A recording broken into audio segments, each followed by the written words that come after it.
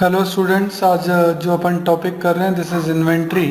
तो इसको अपन देखेंगे। देखिए ऐसा है, इन्वेंट्री को मर्केंडाइज भी कहते हैं, इन्वेंट्री को स्टॉक भी कहते हैं। ठीक है, तो इससे परेशान होने की ज़रूरत नहीं है, इसके नाम जो हैं कुछ अलग अलग होते हैं।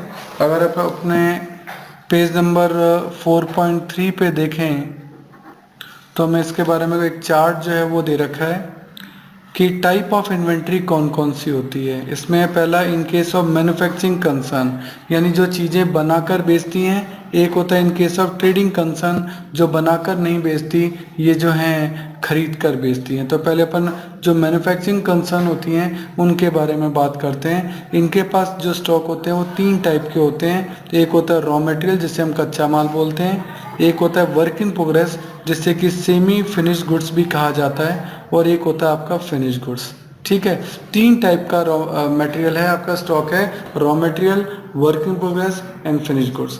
जबकि ट्रेडिंग कंसर्न के पास सिर्फ फिनिश गुड्स ही होते हैं। ठीक है, क्योंकि उनको तो खरीद के बेचना, वो बनाते हैं नहीं, तो रॉ मटेरियल और डब्ल्यूआईपी उनके वहाँ कैसे हो सकता है। ठीक है, तो हमारे सीपीटी में जो कंसर्न है, ये सीपीटी में, ये भी पीसीसी में होगा। डब्ल्यूआईपी वगैरह जो हैं ये पीसीसी में होंगे। तो सीपीटी में अपन को फिनिश गुड्स का और रॉ मटेरियल का दो ही कंसर्न जो हैं वो हमारे काम आएंगे। ये बात अपन को ध्यान रखनी है। इन्वेंट्री वैल्यूएशन है। इन्वेंट्री वैल्यूएशन में एक डिटर्मिनेशन ऑफ इनकम आता है, इसका अपन को ध्यान रखना है। देखिए इन्वेंट्री वैल्यूएशन में ये चीज़ कैसे काम आती है, ज़रा इसको अपन समझने की जो है कोशिश करें कि ये क्या है। जैसे अपन एक ट्रेडिंग अकाउंट को समझते हैं, है ना। ट्रेडिंग अकाउंट के अंदर हम जानते हैं क्या क्या चीज़ें जो है वो अपनी आती हैं। यहाँ आपका आता है ओपनिंग स्टॉक, यहाँ आपका आता है क्लोजिंग स्टॉक, यहाँ आपका आता है परचेजेस, यहाँ आपका आता है सेल, यहाँ आपका आता है डायरेक्ट एक्सपेंसेस। और बैलेंसिंग फिगर में नॉर्मली आपका निकलता है क्या, ग्रॉस प्रॉफिट। ठीक है, ये आपका एक ट्रेडिंग अकाउंट का जो फॉर्मेट है वो रहता है। इससे अगर आपको कोई कहे कि कॉस्ट ऑफ गुड्स सोल्ड निकालना है, तो आप इस वाले कंसर्न को लेते हैं कि कॉस्ट ऑफ गुड्स सोल्ड कैसे निकलता है, कि सेल में से, यानी नेट सेल यानी रिटर्न में से लेस करने के बाद, सेल्स में से यदि जीपी को लेस कर दिया जाए तो कॉस्ट ऑफ गुड्स सोल्ड निकलता है। और कॉस्ट ऑफ गुड्स सोल्ड निकालने का एक फार्मूला और भी होता है कि आप रेस्ट ऑफ द आइटम को ले लें, क्या, opening stock plus purchases plus direct expenses minus closing stock. तो इस तरीके से closing cost of goods sold जो है वो दो तरीके से जो है वो आपका निकल सकता है। क्लियर है। अब होगा कि आपसे ये भी पूछ सकता है कि अगर क्लोजिंग स्टॉक बढ़ जाए तो क्या होगा। देखो क्लोजिंग स्टॉक किस साइड में होता है, क्रेडिट साइड में। क्लोजिंग स्टॉक अगर बढ़ जाएगा तो क्रेडिट साइड बढ़ जाएगी। क्रेडिट साइड कौन सी साइड होती है, इनकम साइड। तो अगर over valuation of closing stock होता है ना, जो क्लोजिंग स्टॉक है वो अगर ओवर वैल्यू होता है तो क्रेडिट साइड बढ़ जाती है, उससे आपका प्रॉफिट क्या हो जाता है, बढ़ जाता है। और अगर क्लोजिंग स्टॉक अंडर वैल्यूड हो जाए तो क्रेडिट साइड कम हो जाएगी, क्रेडिट साइड कम हो जाएगी तो इनकम भी कम हो जाएगी। तो अंडर वैल्यूएशन होने पे प्रॉफिट क्या हो जाता है, कम हो जाता है।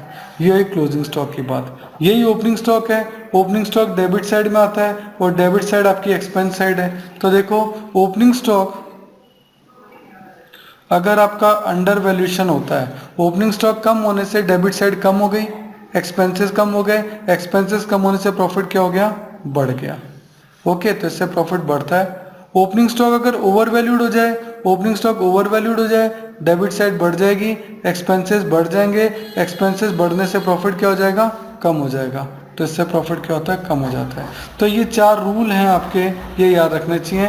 क्लोजिंग स्टॉक के ओवर वैल्यूएशन होने से प्रॉफिट बढ़ता है, अंडर वैल्यूएशन होने से कम होता है। जबकि ओपनिंग स्टॉक के अंडर वैल्यूएशन से प्रॉफिट बढ़ता है और ओवर वैल्यूएशन से क्या होता है, कम होता है। ये जो रूल हैं वो सब ट्रेडिंग अकाउंट से बनते हैं, इनका आपको ध्यान रखना चाहिए। सही है। इसके अलावा यहाँ आपका आएगा नेक्स्ट पेज पे बेसिस ऑफ इन्वेंट्री वैल्यूएशन।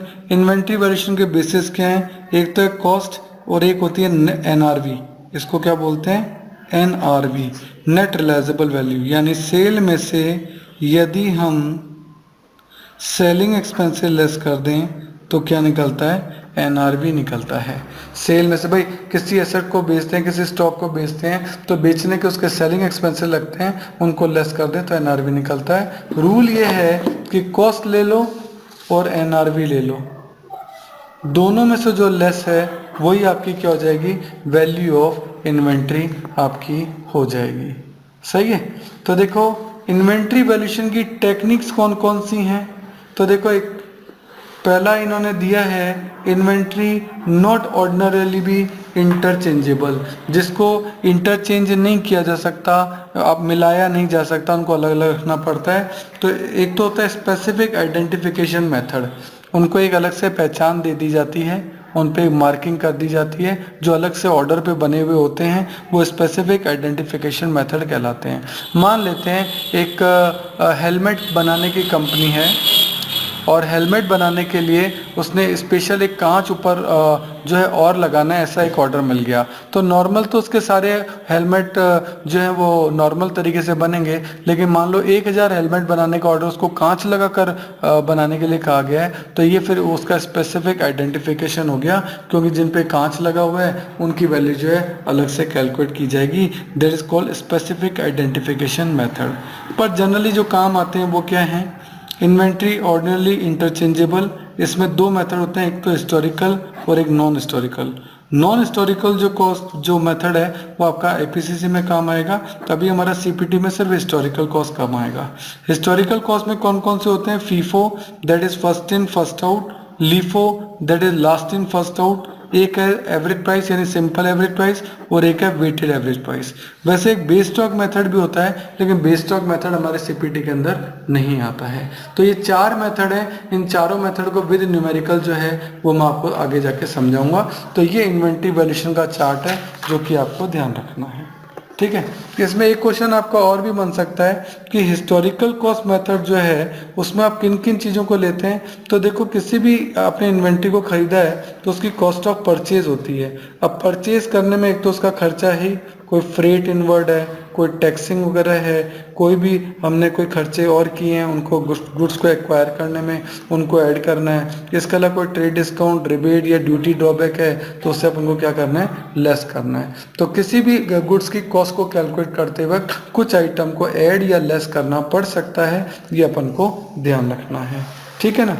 तो फीफो मेथड वगैरह जो है उसको तो मैं अलग से न्यूमेरिकल जो है वो आपको समझाऊंगा, वो तो अपन को देखने हैं। इसमें एक आपका आता है इन्वेंट्री को रिकॉर्ड करने के सिस्टम कौन से होते हैं। देखो एक तो होता है पीरियोडिक इन्वेंट्री सिस्टम।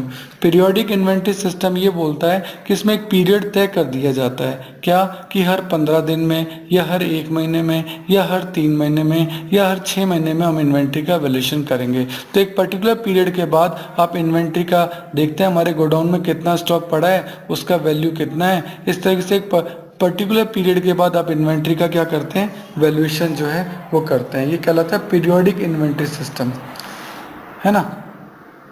एक और होता है perpetual inventory system. Perpetual inventory system जो फीफो लीफो में हम पढ़ेंगे कि जो हर रिसिप्ट और हर इशू के बाद हम देखते हैं कि हमारा स्टॉक कितना हो गया, यानी हमने कोई पीरियड तय नहीं कर रखा। जब भी हम कोई नई रिसीव करेंगे या हम कोई नया इशू करेंगे तो हम स्टॉक को चेक करेंगे कि हमारा स्टॉक कितना बचा है, यानी एवरी रिसिप्ट और इशू के बाद आप अपने स्टॉक का वैल्यूएशन करेंगे, इसी को हम परपेचुअल इन्वेंट्री सिस्टम कहते हैं। ठीक है। तो इसी के बेसिस पे इसका जो डिफरेंस टेबल है वो बनाई गई है, पीरियोडिक इन्वेंट्री सिस्टम और परपेचुअल इन्वेंट्री सिस्टम।